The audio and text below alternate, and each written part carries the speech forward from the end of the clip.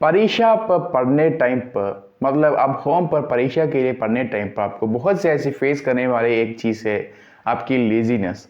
भाई बहन लेजीनेस है आपके पास तो बहुत ज़्यादा आप बुरा लगता है क्योंकि आपको पढ़ने पर नहीं मन होती है। तो आपको कैसे आपको आपका लेजीनेस को कैंसिल कर सकते हैं, मतलब उसको आपको छोड़ सकते हैं, वही हम इस वीडियो पर बात करना चाहते हैं। तो नमस्कार दोस्तों, स्वागत है आपको आपके चैनल पर थिंकिंग वर्ल्ड।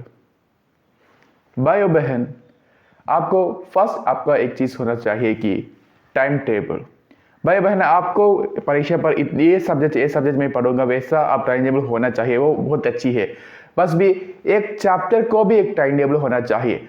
एक चैप्टर मतलब एक मान लो कि आप बायोलॉजी पढ़ते हैं, उस बायोलॉजी पर 10 चैप्टर्स है, वो बहुत इंपॉर्टेंट चैप्टर्स है, तो वही आपको पढ़ना चाहिए एग्जाम टाइप पर। तो वहाँ पर भी आपको एक टाइम टेबल छोटा होना चाहिए और ऐसा टाइम टेबल ऐसा रख लो कि आपको बहुत जैसे हार्ड मतलब एक आपको 10 का चैप्टर बहुत ही हार्ड लगता है तो वो चैप्टर बहुत ही फर्स्ट आपको पढ़ना चाहिए और दूसरा पढ़ना आपको पढ़ना चाहिए कि उसकी थोड़ी सी छोटी हार्ड चैप्टर को आपको पढ़ना चाहिए। तो वैसा वैसे आपको पढ़ते पढ़ते पढ़ते लास्ट चैप्टर आपका बहुत ही इजी चैप्टर होना चाहिए। तो फर्स्ट आप हार्ड चीज़ करते हैं ना, तो बहुत जैसे आपका काम भी बहुत छोटी होती है और आपको बहुत जैसे फास्ट में पढ़ने के लिए एक मदद होती है, तो आपका लेजीनेस भी बहुत ही कम होती है। मान लो कि फर्स्ट आप हार्ड थिंग को ब्रेक करना चाहिए, तो वो बहुत जैसी इंपॉर्टेंट है। तो दूसरा है कि आपको एक बहुत ही अच्छी अंडरस्टैंडिंग पर होना चाहिए।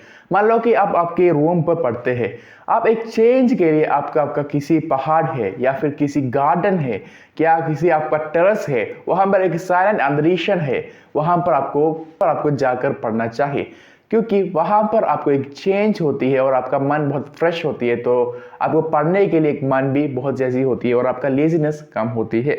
ओके भाई, तो आपको हम चलते हैं तो हमारा तीसरा चीज पर। भाई बहन आपको ब्रेक करना चाहिए। मान लो कि आपको 100 क्वेश्चंस को पढ़ना चाहिए, वो 100 क्वेश्चंस पर आपको 25 25 25 वैसा 4 25 इक्वल्स 100।